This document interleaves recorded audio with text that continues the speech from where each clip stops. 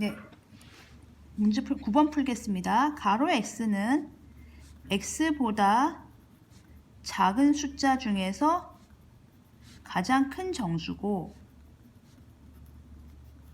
그럼 예를 들면 이런 거죠. 2.3은 어떻게 해석하면 돼요? 2.3보다 작은 수 중 가장 큰 정수. 이렇게 하면 어떻게 쓰면 되냐면요.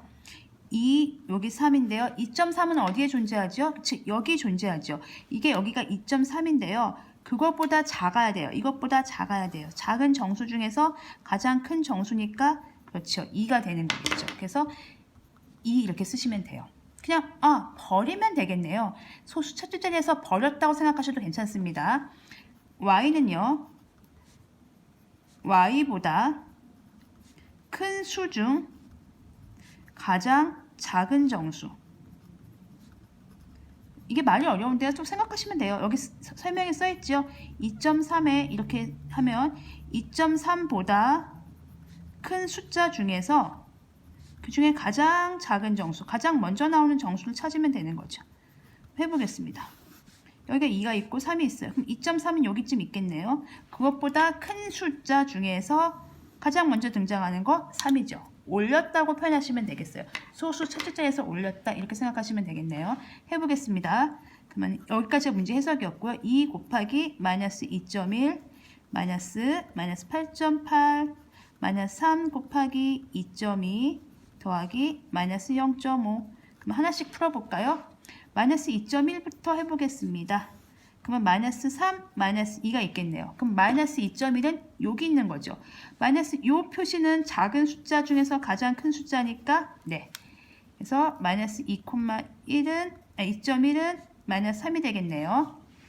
그리고 마이너스 8, 요 꺽쇠군요. 이렇게.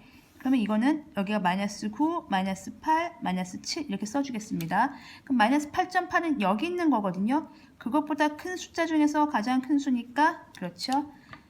마이너스 8.8은 가장 큰 숫자 중에서 가장 작은 숫자니까 마이너스 8이겠죠. 이 범위에서 가장 작은 숫자는 마이너스 8이니까요.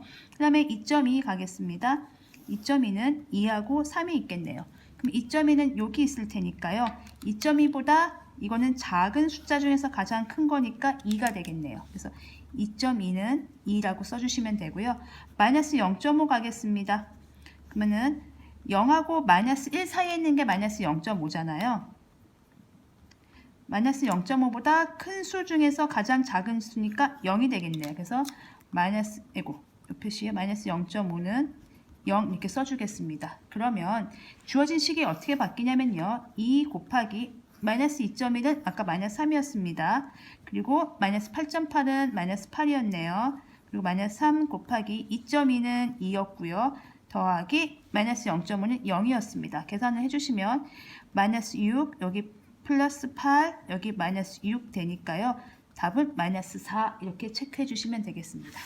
그래서 이거는 이제 요 약속된 기호를 푸는 게 어렵지 나머지는 그렇게 어렵지는 않았습니다. 연산은 쉬웠죠. 근데 요 해석을 잘 하셔야 돼요. 마이너스 2.1보다 작은 정수 중에서 작은 숫자 중에서 가장 큰 정수.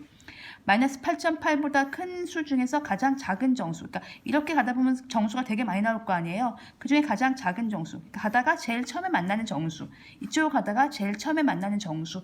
이렇게 생각하시면 되겠습니다.